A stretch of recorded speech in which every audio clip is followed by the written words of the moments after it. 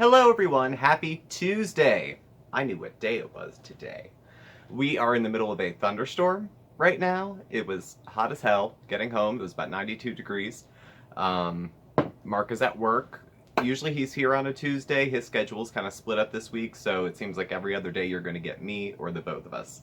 So I thought today, since it's just me, we would revisit the Ask It basket. So there were some good suggestions that came through in the comments. So I've added those to the original ones that we had. Just off the top of my head, some of those were, there was one about relationships actually that I'm not going to put in the basket. I'm going to bring it to Mark and see if he wants to do like a joint video about that. There was one about being gay in America. There was a concern from a family member. Let's see, what were some of the other ones?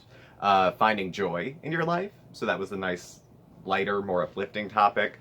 A couple other ones, addiction, substituting one for another, and that goes in with all the original ones. I have pulled politics by popular demand, and upon second thought, why not just tell 500 people to leave? We're not going to do that.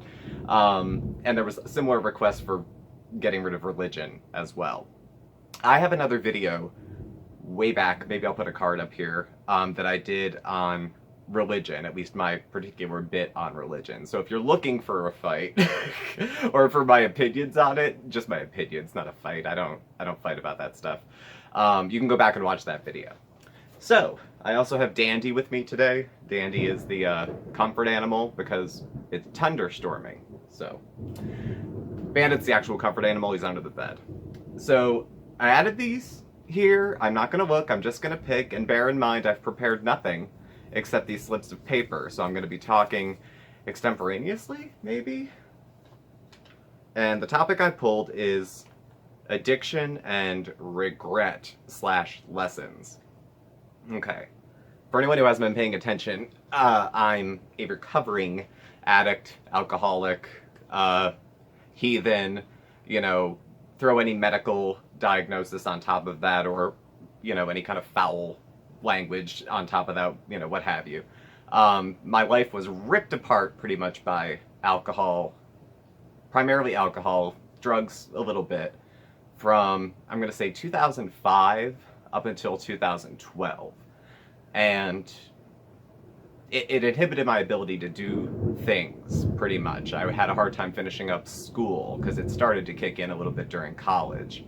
I would always find a reason to drink other than do something that was important. And as the years rolled on, everything was less important than drinking.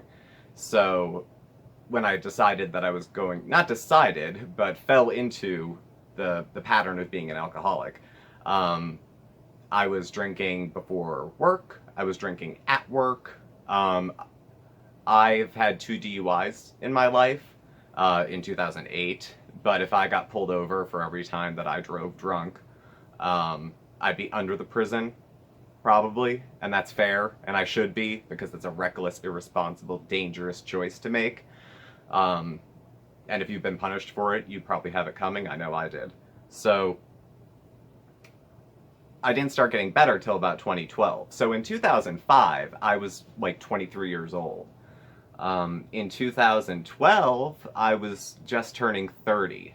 So one of the bigger regrets that I have starts at 23. I was right out of college. I had just gotten my first big boy job, the kind with like a 401k. Well, it was a 403b. I was working for a college.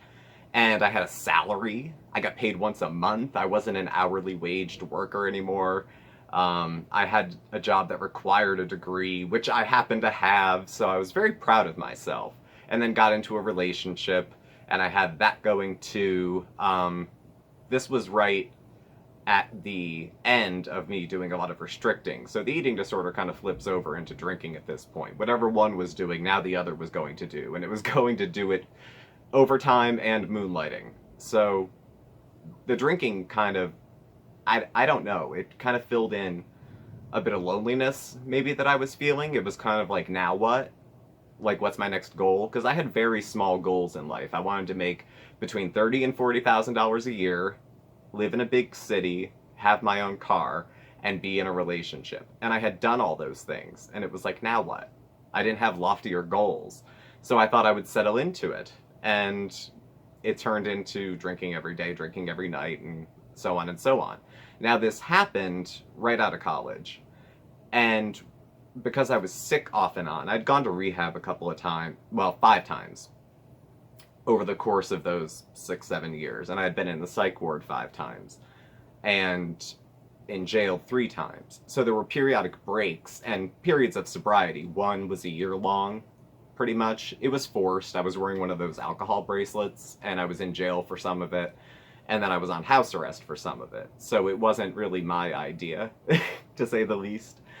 But other times I was either losing a job or, missing an appointment or building more and more distrust between my parents, who I was living with at the time, because of what I was doing. The regret that comes in is that I missed most of my 20s. It was gone. That whole fun, coming into my own period of life that I was watching my friends have on Facebook, I was sitting there, half drunk or half hungover, watching everyone else have a life. And I wasn't. They were buying their first house. They were having kids. I didn't want kids. But that's not the point. Even if I did want a house or want kids, I couldn't have them.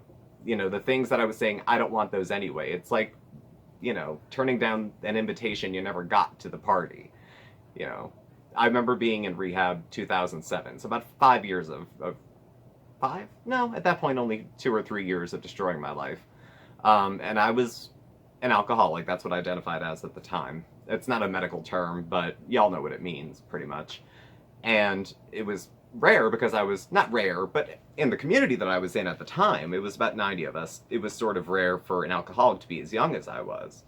I was 25. All the other men who were alcoholics were 40s, 50s, couple in their 60s, and the people my age were addicted to street drugs, usually, or prescription pills. And I remember looking at all those guys. This is when it all put together for me. I looked at them and I thought, these guys, what a waste. They threw away their careers, 20-year careers. They threw away their marriages. They lost their homes. Their cars were destroyed in DUIs. I thought, that's a shame. And then what reflected back to me was the shame is that they threw away things I never even had the chance to have, because between whatever your thoughts are on addiction, whether I was, compelled to drink instead of do other things, whether I didn't have my priorities right, whether I was just an amoral slob, whatever you think causes addiction, it was causing me to do all those things, to make all those decisions, one bad one after another, that led to me really losing 7 years of my life, pretty much. And I had to start all over again at 30. And it was tough. And the funny thing was, it wasn't like picking up where I left off. I forgot how to do certain things that used to be very easy to me. Managing money was a hard one right at the beginning. Getting up on time for things was tough at the beginning.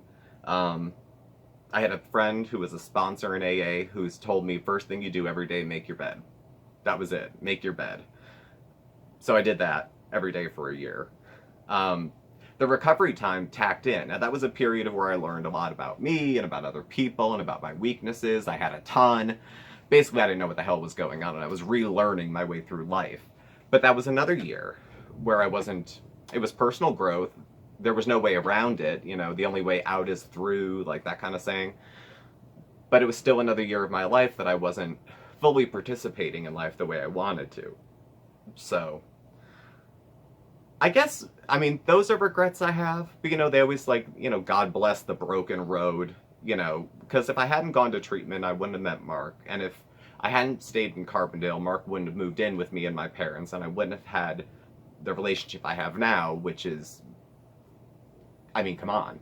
So, I don't know. I guess things have a way of, there's a path that we're either following, or as we're going along, we just make the best of what comes up in front of us. I don't know. That's fate versus whatever. That's beyond the scope of Ask It Basket with Steve. But I do have regrets. And the lessons were to not pretend to know things I don't know. That was the big overarching lesson. I thought I was so smug and so superior and knew so much more than everybody else. and it didn't help anything. That precocious teenager stuff, it's not cute when you're coming up on 30. It ain't even cute when you're a teenager, but it's really not cute when you're closing in on 30. You know, I had just froze somewhere in terms of my maturity, somewhere in my early 20s, and just never stopped. So that I regret. The legal consequences I regret. There were people that were just ignored completely. Friends, I just stopped taking calls, you know, or I would only call them when I was drunk, and those friendships were damaged. There's friendships that I had almost lost complete communication with the people, and they were college friends. And just now we talk on Messenger or text or things like that, and it's very haphazard because they've gone on with their lives. I'm embarrassed to talk to them sometimes. Not that I don't have a good life now. Have an apartment, have a good job, have a partner who's in a good relationship. You know, there's nothing to be ashamed of about the life I have now. But I feel that lingering, you know, all that time that passed, you know, so it's like, so what'd you do after college? Well, nothing until 6 years ago. You know, it's kind of, I feel like I have to kind of explain myself a little bit. Any level of embarrassment comes as kind of a regret. I know there's people who say, you know, I'm grateful for all my experiences because I would do it all over again because they've made me the person I am today. And I've said as much before. I know wise, insightful, thoughtful human beings. They did not have to go drink a reservoir of vodka to find themselves. So no, I am not grateful that my life lessons came vis-a-vis almost dying from drinking myself to death. If I was that hard-headed, which is probably what the case is, that I had to go through all those motions, so be it. I regret that I dragged a bunch of people with me while I was doing it. That's another regret.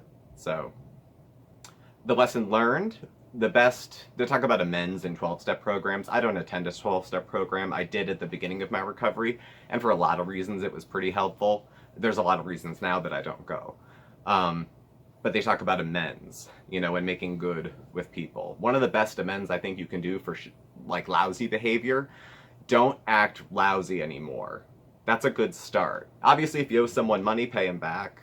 But I mean, if you treated someone like crap, your best thing going forward is to not treat them like crap anymore. So, yeah, there were a lot of lessons learned, and they were hard ones to learn. I didn't really, it was a lot of humble pie, you know, and it was a lot of being honest and saying, you know, I don't know why I did that. But, you know, being drunk explains it, but it doesn't excuse it. You know, I mean, I've done that with the mental health thing too. It's a fine line between, you know, that may give it some context, but that doesn't take away the hurt that I did to another person, whether I was, you know, crazy or drunk or whatever. They're still entitled to their feelings, and they're entitled to be mad at me about it. So, you know, as far as regret about hurting them, I can offer an apology. I can try to make it right as best I can. And if they don't want to accept that, that's their right to do, because I've probably screwed them over. That's regretful too. As such, my social circle is quite small. And that's unfortunate, because I wasn't able to maintain relationships over a long period of time. My car insurance is higher. There's that too, but that's petty compared to the other stuff. So those are the lessons and some of the regrets that come with addiction. But, you know, life goes on, and it has some of its blessings too. Again, whether it's making the best out of your circumstances or blooming where you're planted, I did fall ass backwards into a fantastic relationship. Mark is the best partner I've had. And, you know, really couldn't ask for more. I'm working in a field doing something I'm naturally good at. I didn't have to learn too much about it. I can walk to work. I mean, it's really close by. So, I mean, my parents are half an hour away. You know, we got a lot closer when I got sick too. So, I mean, that was a bit of a silver lining, I guess you'd call it. And things are good now. Things are okay. And they've been okay for about 5 years. I couldn't maintain anything for 5 years, pretty much, except probation. So thank you for watching my haphazard thoughts and random ramblings on addiction, regrets, and lessons learned. Please do subscribe and check out another Ask It Basket. You can follow Mark and I on Facebook at SmokeySteveAndMarc or on Instagram at SmokeySteveAndMarc. Hit the bell to get all the alerts. Make sure you give us a thumbs up as well. I'll include our email address and contact info below. Thank you for watching. I'm going to enjoy the rest of this thunderstorm, and I will catch up with you all soon. Bye!